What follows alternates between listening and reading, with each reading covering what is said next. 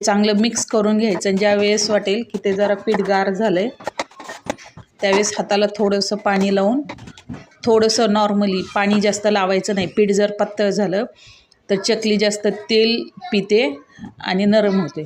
घट्ट करून घ्यायचं. लगेच मी जामून करायला घेतले. माझं जामूनचं पीठ मुरलं होतं.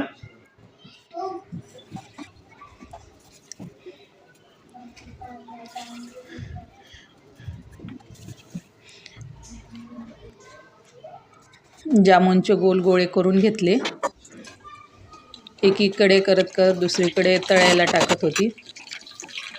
तेल चांगलं गरम झालंय. मीडियम पाहिजे, एकदम जास्त पण नाही, नाही तर टाकले की जामून करपतात, मधून कच्चे राहतात.